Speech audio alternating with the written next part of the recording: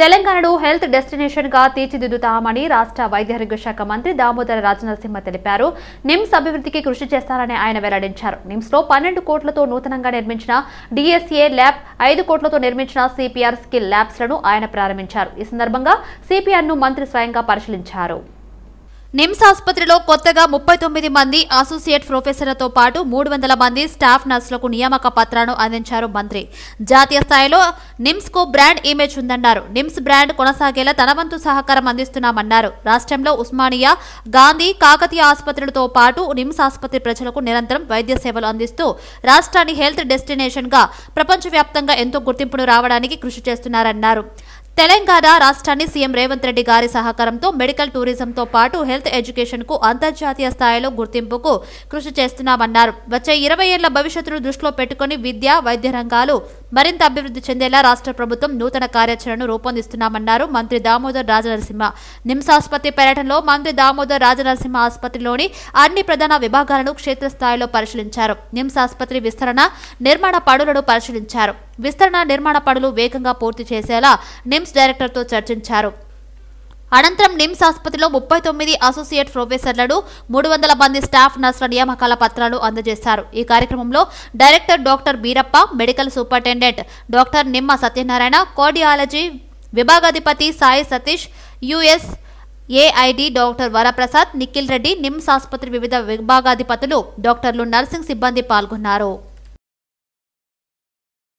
మహాశివరాత్రి పండుగను పురస్కరించుకుని అటవీ, పర్యావరణ, దేవాదాయ, ధర్మదాయ శాఖ మంత్రివర్యులు కొండా సురేఖ రాష్ట్ర ప్రజలకు శుభాకాంక్షలు తెలిపారు. మహాశివరాత్రి సందర్భంగా చేపట్టే ఉపవాసం, జాగరణలు మనలో ఆత్మశుద్ధిని కలిగిస్తాయని మంత్రి అన్నారు. ప్రజలంతా భక్తి ప్రవత్తులతో మహాశివరాత్రి పండుగను జరుపుకోవాలని కోరారు. ఆ మహాశివుడి కృప ప్రజలందరిపై ఉండాలని ప్రార్థించారు. బీఆర్ఎస్ కార్యనిర్వాహక అధ్యక్షుడు కేటీఆర్ ను మాజీ మంత్రి మల్లారెడ్డి కలిశారు. కుమారుడు భద్రారెడ్డితో పాటు ఆయన వెళ్లారు. లోక్సభ ఎన్నికల్లో తాను పోటీ చేయడం లేదని కేటీఆర్ కు భద్రారెడ్డి తెలిపారు. మరోవైపు సీఎం రేవంత్ సలహాదారు వేం నరేందర్ రెడ్డిని కలవడంపై మల్లారెడ్డి వివరణ ఇచ్చారు. తన అల్లుడు రాజశేఖర రెడ్డికి చెందిన కళాశాల భవనాల కూల్చివేత అంశంపై కలిసినట్లు తెలిపారు. తాను పార్టీ మారడం లేదని స్పష్టం చేశారు. గత నెలలో మల్లారెడ్డి మీడియాతో మాట్లాడుతూ మల్కాజ్గిరి ఎంపీ స్థానానికి తన కుమారుడు భద్రారెడ్డి పోటీ చేసేందుకు సిద్ధంగా ఉన్నారని తెలిపారు. అయితే భద్రారెడ్డి కేటీఆర్ ను కలిసి పోటీ చేయడం లేదని తెలపడం ప్రాధాన్యం సంతరించుకుంది. రామప్ప దేవాలయాన్ని సందర్శించి ప్రత్యేక పూజలు నిర్వహించారు కేంద్ర మంత్రి కిషన్ రెడ్డి. ప్రసాద పథకంలో భాగంగా కేంద్ర ప్రభుత్వ నిధులతో రామప్ప ఆలయం సమీపంలో నిర్మిస్తున్న టూరిజం ఫెసిలిటీ సెంటర్లను పనులను కేంద్ర మంత్రి కిషన్ రెడ్డి పర్యవేక్షించారు. ఎల్బీనగర్ లో స్ట్రీట్ కార్నర్ మీటింగ్ లో పాల్గొన్నారు మాజీ ఎమ్మెల్యే, మల్కాజ్గిరి పార్లమెంట్ బీజేపీ అభ్యర్థి ఈటల రాజేందర్. ముందుగా అందరికీ మహాశివరాత్రి శుభాకాంక్షలు తెలిపారు. అసెంబ్లీలో కాంగ్రెస్ ప్రభుత్వం ఆర్థిక శ్వేతపత్రం ప్రవేశపెట్టింది అంటే తమ దగ్గర ఏమీ లేదని చెప్పకనే చెప్పారని అన్నారు. గత 10 ఏళ్లలో కేంద్రం తెలంగాణలో 10 లక్షల కోట్లు ఖర్చు పెట్టామని, తమ ప్రభుత్వాన్ని ఆదరిస్తే డబుల్ అంటే 20 లక్షల కోట్లు అందిస్తామని మోదీ హామీ ఇచ్చారని వెల్లడించారు. బీఆర్ఎస్ కి ఓటు వేస్తే మోరిలో వేసినట్టేనని, కాంగ్రెస్ కి ఓటు వేస్తే గాడిదలకు గడ్డి వేసి ఆవుకు పాలు పండించినట్టు అని ఎద్దేవా చేశారు. తనకు ఓటు వేయడం అంటే మోదీకి ఓటు వేయడమే అని చెప్పారు. రేపు జరగబోయే ఎన్నికల డబ్బుకు ధర్మానికి మధ్య జరుగుతుందని పేర్కొన్నారు.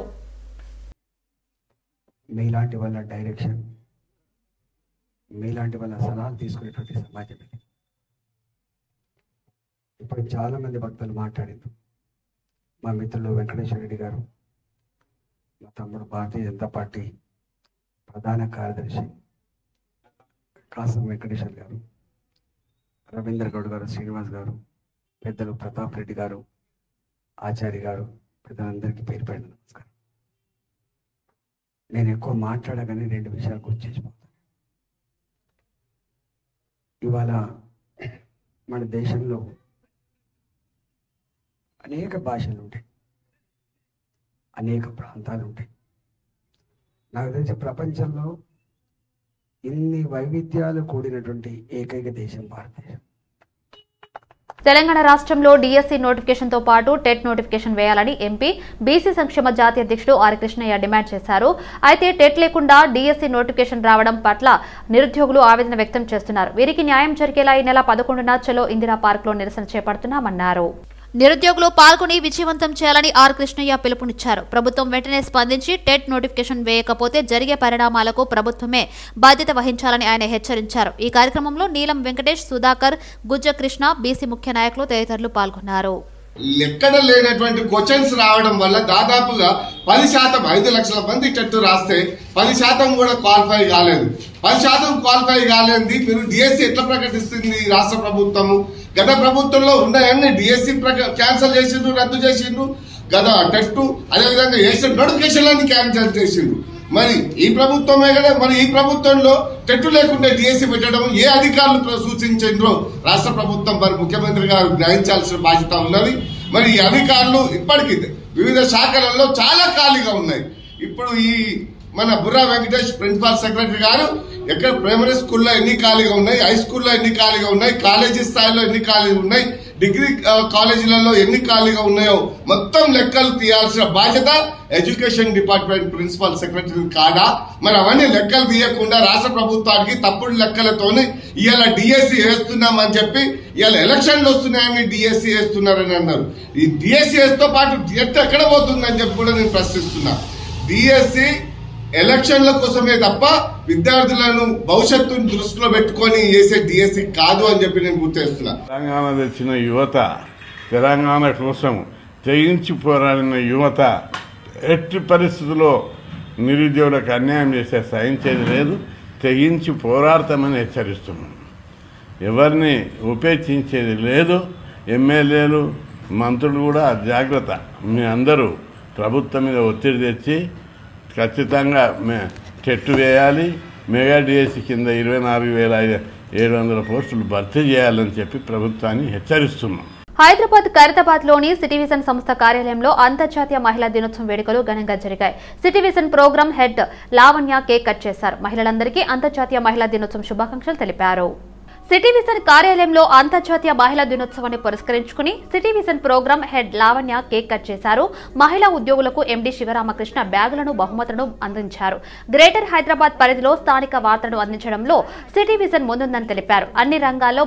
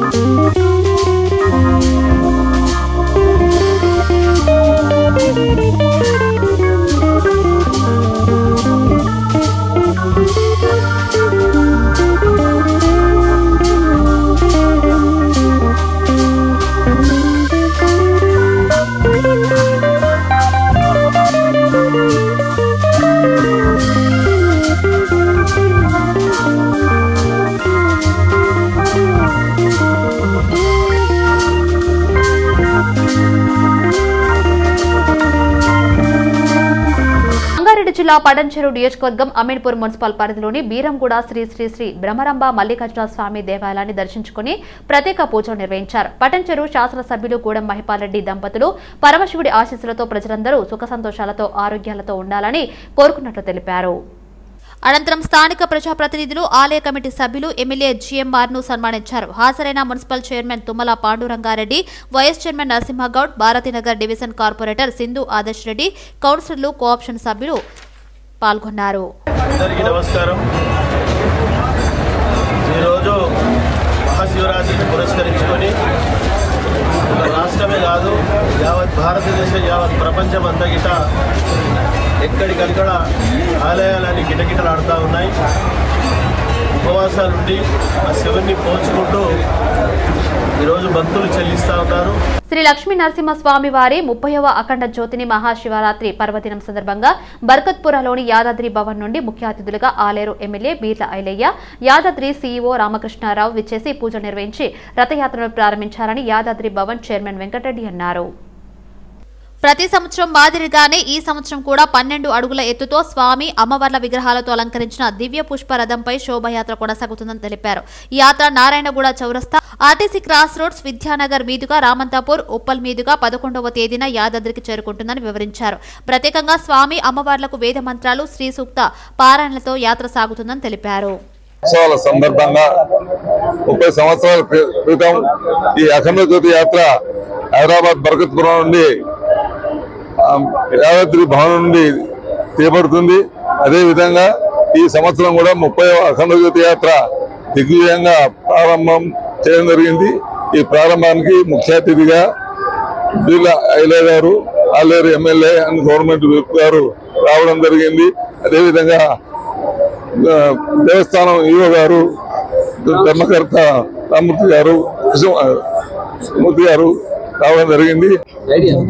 ఉగ్రం వీరం మహావిష్ణు జ్వలంతం సర్వతోముఖం నృసింహం భీష్ణం భటం మృత్యు నివారణం పిలిస్తే పలికే దైవంగా మనందరిని ఆశీర్వదించేటువంటి గొప్ప దేవతామూర్తిగా ప్రకటింపబడి యాదగిరి లక్ష్మీనరసింహ స్వామి యొక్క అఖండ జ్యోతికి మాన్యులు, ఆస్తిక మతాభిలాషి గౌరవ పెద్దలు ఇవాళ బీర్ల వారు రావడం సంతోషంగా ఉంది.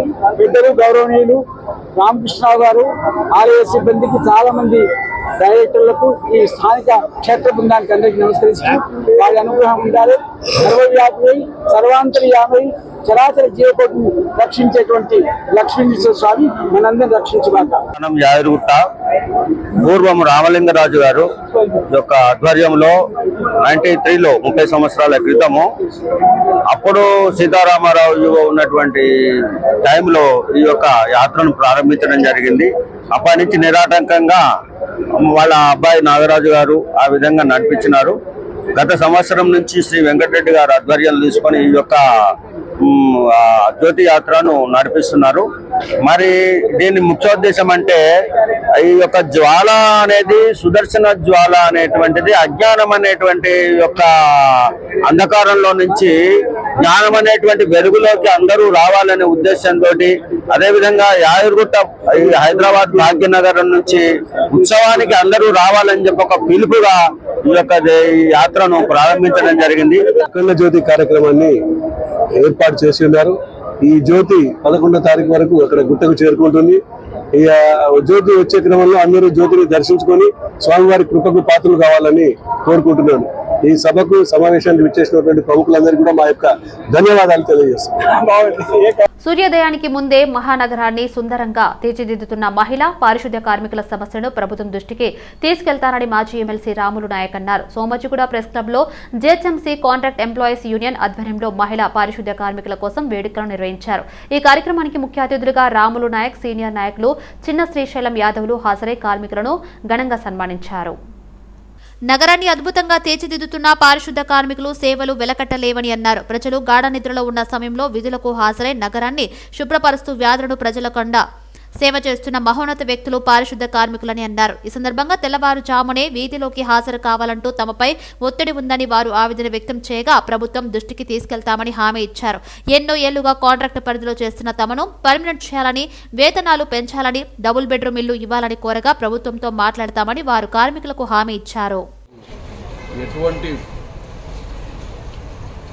పండుగ పబ్బాలు ఉండదు కాబట్టి ఈ మహిళా ఏదైతే ఉమెన్స్ డే ఉందో దాన్నే పండుగగా భావించి వాళ్ళకు ప్రతి సంవత్సరం మేము కొన్ని ట్రస్టుల తరఫున రామ్లన్న మేము అందరం కూడా వారికి ఆట పోటీలు కానీ రామ్లన్న చెప్పినట్టు ప్రతి సంవత్సరం ఇది పండుగగా భావించి వాళ్ళకు 2 రోజులు ఆట పోటీలు కానీ ఏది కానీ నిర్ణయించి దానికి మేమందరం కూడా పెద్ద ఎత్తున దీన్ని పండుగగా భావించి వాళ్ళకు ఆ రోజు సెలవుగా ప్రకటించి ఇవాళ జీహెచ్ఎంసీ కార్మికులకు సన్మానం చేయాలి అనే ఒక నిర్ణయానికి వచ్చినాం. జిహెచ్ఎంసీ కాంట్రాక్ట్ కార్మికుల సంఘం తరఫున ఈ యొక్క సన్మానానికి ముఖ్య అతిథిగా వచ్చిన శ్రీశైలం యాదవ్ గారికి మహిళల తరఫున కానీ కాంట్రాక్ట్ కార్మికుల జిహెచ్ఎంసీ యూనియన్ తరఫున వారికి కృతజ్ఞతలు తెలుపుతున్నా. ఎప్పుడు జిహెచ్ఎంసీ కార్మికులతోటి 15 ఆగస్టు వచ్చినా, 26 జనవరి వచ్చినా, అక్టోబర్ 2 వచ్చినా, పండుగలు వచ్చినా, దీపావళి వచ్చినా, లాస్ట్కు రావణసూరుని కాలబెట్టిన ఇట వాళ్ళు చెత్తని లేపి ఇది చేస్తారు. అందు గురించే వారికి ఎవ్వరు సన్మానం చేయరు, వారికి మనం సన్మానం చేయాలనే ఉద్దేశంతో ఇవాళ 4th క్లాస్ కాంట్రాక్ట్ కార్మికులకు సీపర్గా పనిచేసి 20-25 సంవత్సరాలు వారి చెమటని నెత్తుర్ని చెమటగా మార్చి వర్షం వచ్చినా, చలికాలం వచ్చినా తడుచుకుంటూ వచ్చి మొత్తం సిటీని క్లీన్ చేస్తారు. ఇక్కడ డ్రైన్ నిండినా మోగ కార్మికులు గిట్ట ఇచ్చేస్తారు. ఆ ఉద్దేశంతో మన అక్క చెల్లెళ్లకు ఎప్పుడు వాళ్ళకి ఇటువంటి వాళ్ళకే చేయాలి అనే ఉద్దేశంతో గవర్నర్ గారు పిలుస్తారు, ముఖ్యమంత్రి రకరకాలుగా పెద్దోళ్ళని చేస్తారనే ఉద్దేశంతో మనం చిన్న కార్మికులకు చేయాలనే ఉద్దేశంతో ఇవాళ మహిళా కార్మికులకు జిహెచ్ఎంసీ కార్మికులకు సన్మానం చేయడం జరుగుతుంది. మహాశివరాత్రి సందర్భంగా ఎల్బీనగర్ శాసనసభ్యులు దేవిరెడ్డి సుధీరెడ్డి కుటుంబ సమేతంగా మన్సూరాబాద్ డివిజన్ పరిధిలోని వీరన్న గుట్టనందు జరిగిన పూజల్లో పాల్గొన్నారు. ప్రజలందరికీ శివరాత్రి పర్వదిన శుభాకాంక్షలు తెలియజేశారు. అలాగే అంతర్జాతీయ మహిళా దినోత్సవ శుభాకాంక్షలు తెలియజేశారు. శివరాత్రి సందర్భంగా శిరలింగంపల్లి నియోజకవర్గం వివేకానంద నగర్ డివిజన్ దీనబంధు కాలనీలోని శ్రీ శివభక్త మార్కండేయ స్వామి ఆలయంలో ఉదయం 5 గంటల నుంచి భక్తుల సందడి మొదలైంది. స్వామివారి దర్శనం కోసం భక్తులు కిలోమీటర్ల మేర బారులు తీరారు. ఆలయ కమిటీ సభ్యులు భక్తులకు ఎలాంటి అసౌకర్యం కలగకుండా తగిన ఏర్పాటు చేశారు. శిరలింగంపల్లి ఎమ్మెల్యే అరికపూడి గాంధీ స్వామివారిని దర్శించుకుని ప్రత్యేక పూజలు నిర్వహించారు. ఉదయం 5 గంటల నుంచి మధ్యాహ్నం 1 గంట వరకు స్వామివారికి విశేష అభిషేకాలు, తదనంతరం స్వామివారికి విశేష అలంకారం నిర్వహించి సాయంత్రం శాంతి కళ్యాణం, రాత్రికి లింగోద్భావ సమయంలో ప్రత్యేక పూజలు నిర్వహిస్తున్నట్లు ఆలయ కమిటీ సభ్యులు తెలియజేశారు.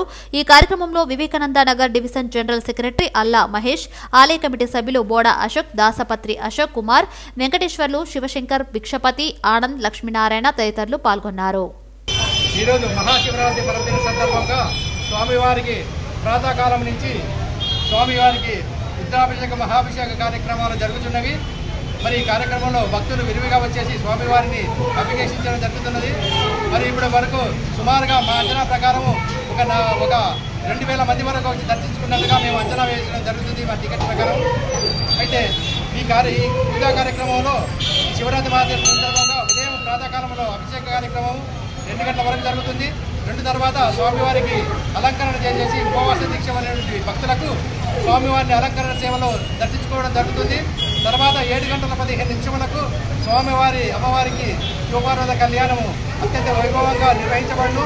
కావున భక్తులందరూ ఈ కార్యక్రమంలో అధిక సంఖ్యలో పాల్గొని స్వామివారికి అమ్మవారికి వడిబియ్యము వడిపించడం జరుగుతుంది. తర్వాత భక్తులందరూ కూడా మేము తలంబ్రాలు పంపిణీ చేయడం జరుగుతుంది. తర్వాత కార్యక్రమం స్వామివారికి చివరి ఘట్టము 11:30 గంటలకు లింగోత్సవ అభిషేక పూజా కార్యక్రమం జరుగుతుంది. ఈ కార్యక్రమంలో సుమారుగా ఒక 2 నుంచి 500 మంది వరకు 400 మంది వరకు ఈ లింగోత్సవ పూజలు కూడా పాల్గొనడం జరుగుతుంది.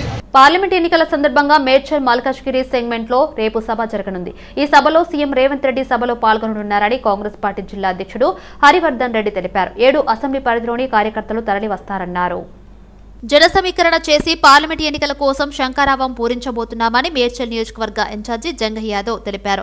సభ విజయవంతం చేయడానికి పార్లమెంట్ సెగ్మెంట్ నాయకులు సన్నద్ధం కావాలని ఆయన పిలుపునిచ్చారు. 3 నెలలు గడుస్తున్నా ఓటమిని బీఆర్ఎస్ నేతలు జీర్ణించుకోలేకపోతున్నారని మేడ్చల్ మాజీ ఎమ్మెల్యే సుధీరెడ్డి ఎద్దేవా చేశారు. కూడా 2 రాష్ట్రాలు పంచుకోలేక అంటే అటు ఏపీ గవర్నమెంట్ ఇటు తెలంగాణ గవర్నమెంట్ సంబంధించిన భూమి ఆ భూమి కూడా స్వహా చేశారు. మొన్న కూల్చివేతలు కూడా ప్రారంభమైనాయి చాలా వరకు. దాన్ని దాదాపు అంటే నాకు తెలిసినట్టు మటుకు 25,000 కోట్లు స్వహా అయింది కుత్బుల్లాపూర్ కాన్స్టిట్యున్సీలో. దయచేసి నేను విజ్ఞప్తి చేస్తా ఉన్నా మీ నాయకులకు, ఎవరెవరైతే నిన్న వచ్చిండ్రో మరి ప్రతి ఒక్కరిని గుంజడం లాగడం ప్రారంభిస్తే ఇది ఆగదు. ఇది గమనించాలి. నిన్న ఏదంటే సుధపూస మాటలు, మా స్థలం ఇది ఎప్పుడో కట్టుకున్నామంటే దాదాపు ఎప్పటి నుంచో ఒక పీల్ కూడా వేయడం జరిగింది హైకోర్టులో. హైకోర్టు డైరెక్షన్ ప్రకారం హైకోర్టు కమిషన్ వచ్చి మొన్న వాళ్ళే వారి డైరెక్షన్స్ ప్రకారం హైకోర్టు డైరెక్షన్స్ ప్రకారం సర్వే చేయడం జరిగింది. కలెక్టర్ కు డైరెక్షన్స్ ఇవ్వడం జరిగింది. ఇది ప్రభుత్వానికో మా గౌరవ ముఖ్యమంత్రి రేవంత్ రెడ్డి గారికో లేకపోతే కాంగ్రెస్ పార్టీకి సంబంధం లేదు. దయచేసి లాగకండి. మరి మేము రోజొకలం ప్రెస్ మీట్ పెట్టి రోజొకలం మాట్లాడితే మీ కుంభకోణాలని బయటపడతాయి. మాకేందంటే ఇక్కడ డెవలప్మెంట్ ను చూసుకోవాలి. ప్రజా సమస్యలు ఏవైతే మేము వాగ్దానాలు ఇచ్చినామో అవన్నీ పరిష్కరించే దశలో ముందుకెళ్తా ఉన్నాం. మరి మీ మీద కాన్సన్ట్రేట్ చేస్తే మరి జైలుకు పోవడం ఖాయమని చెప్పి ఈ సందర్భంగా తెలియజేస్తా ఉన్నా.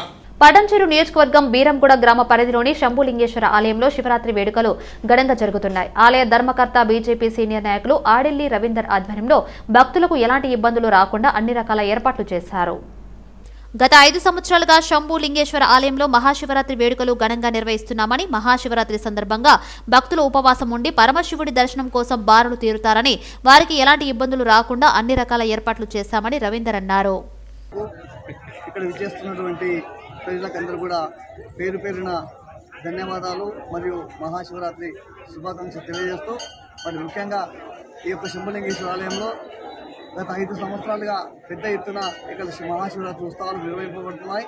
మరి దీంట్లో భాగంగా నిన్న గోమాత పూజ, విఘ్నేశ్వరుడి పూజ మరియు అభిషేక కార్యక్రమాలు కావడమే కాకుండా మరి ఈ రోజు పొద్దున్నుండే మరి రుద్రాభిషేకం అయింది. అలాగే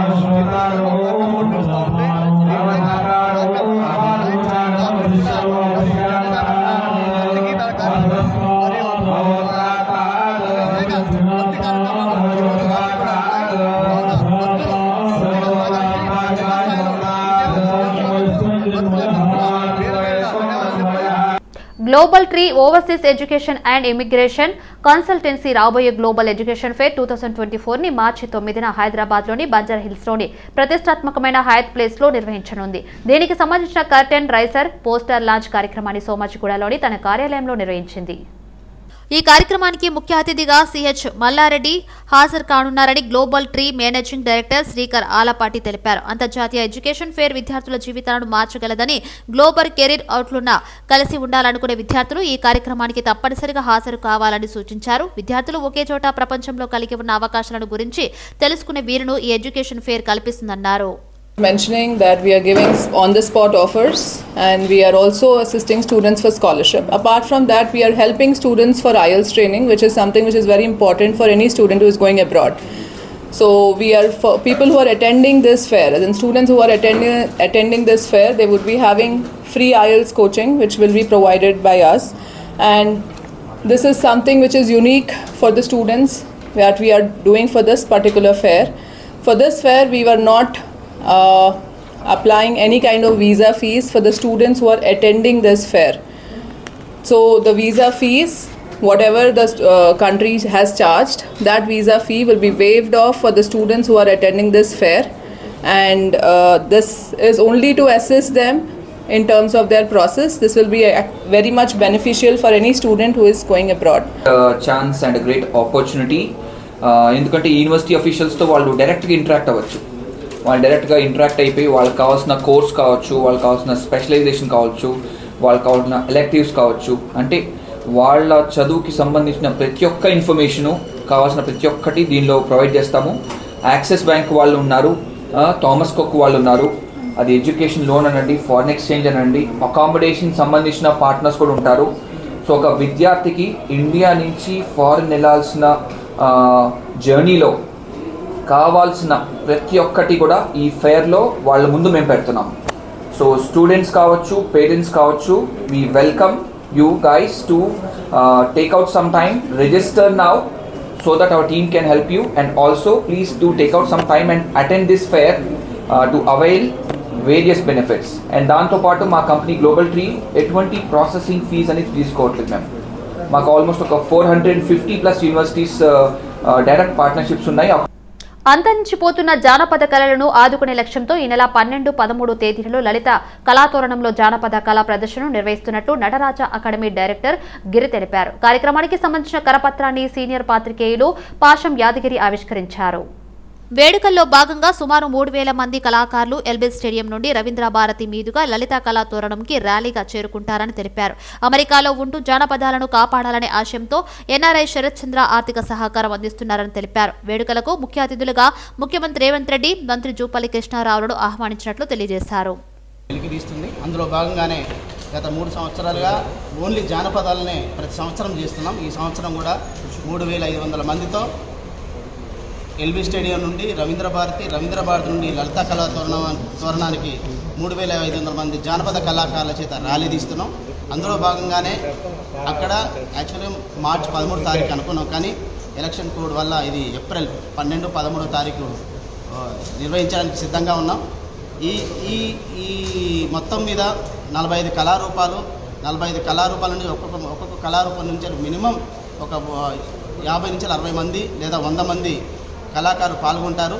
ఉదయం నుంచి సాయంత్రం వరకు నిర్విఘ్నంగా జరుగుతుంది. దీనికి గౌరవ ముఖ్యమంత్రి గారిని కూడా ఆహ్వానం పలికాం. వారు కూడా సానుకూలంగా స్పందించారు. అలా గొర్రెలు కాస్టోళ్ళు లేకపోతే మాంసం లేదు, పాలు లేదు, ఉండి లేదు. ఉండే కదా మొట్టమొదటి ప్రపంచమంతా ఉండే. కాటన్ పుట్టక ముందు ఉండే పుట్టింది, ప్రపంచంలో అందరూ ఉన్నాయి. కాబట్టి పాలు లేకపోయినా, ఉండి లేకపోయినా, కుండ లేకపోతే కూడా లేదు. సో అందుకని వాళ్ళు ప్రత్యేకమైన సంస్కృతి సృష్టించుకున్నారు.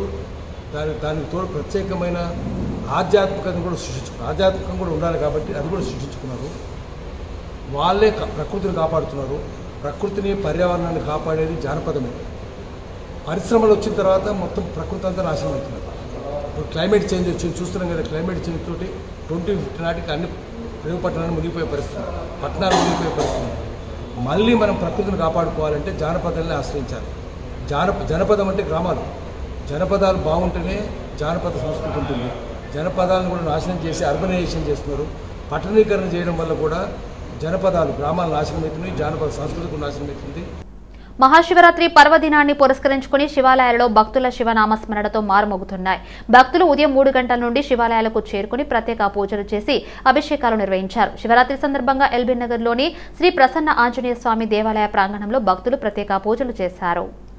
శివాలయంలో ఉదయం నుండి స్వామివారికి రుద్రాభిషేకం నిర్వహించారు. ఆలయ అర్చకులు రాత్రి వరకు ప్రత్యేక పూజలు చేయడం జరుగుతుందన్నారు. శివరాత్రి సాయంత్రం స్వామివారి కళ్యాణం కూడా జరుగుతుందని అన్నారు. ఆలయ అర్చకులు, భక్తులు పెద్ద సంఖ్యలో వస్తుండటంతో ఎలాంటి ఇబ్బందులు కలగకుండా ఆలయ చైర్మన్, ఈవో అన్ని రకాల ఏర్పాట్లు పూర్తి చేసినట్లు తెలిపారు. మహాన్యాసపూర్వక ఏకరుద్రాభిషేకం నిర్వహించడం జరుగుతుంది. ఇటు కార్యక్రమాలు మధ్యాహ్నం 2 గంటల వరకు కూడా నిరాడంగా కొనసాగుతూనే ఉంటుంది. అలాగే సాయంత్రం 4 గంటల నుండి రాత్రి 9 గంటల వరకు కూడా లఘుపూర్వక రుద్రాభిషేకము, అలాగే రాత్రి 10 గంటలకు లింగోద్భవ సమయంలో స్వామివారికి ప్రత్యేకంగా మహాన్యాసపూర్వక ఏకాదశ రుద్రాభిషేకము, పార్వతీ కళ్యాణ మహోత్సవము, అలాగే భస్మహారతి నిర్వహించడం జరుగుతున్నది. కాబట్టి భక్తులు దేవస్థానానికి అధిక సంఖ్యలో విచ్చేస్తారని చెప్పేసి మా దేవస్థానం చైర్మన్ గారైనటువంటి గుంటి లక్ష్మణ్ గారు, అలాగే ఈవో గారైనటువంటి ప్రేమ్ కుమారరావు గారు భక్తులందరికీ కూడా సకల సదుపాయాలు ఏర్పాటు చేశారు. అలాగే భక్తులకు మంచినీటి సౌకర్యము, అలాగే మజ్జిగ ఇలాంటి కార్యక్రమాలన్నీ కూడా భక్తుల చేత నిర్వహిస్తూ భక్తులందరికీ కూడా ఎలాంటి ఇబ్బంది కలగకుండా, ఆటుకోళ్ళు కలగకుండా అందరికీ కూడా సకల సదుపాయాలు ఏర్పాటు చేశారు.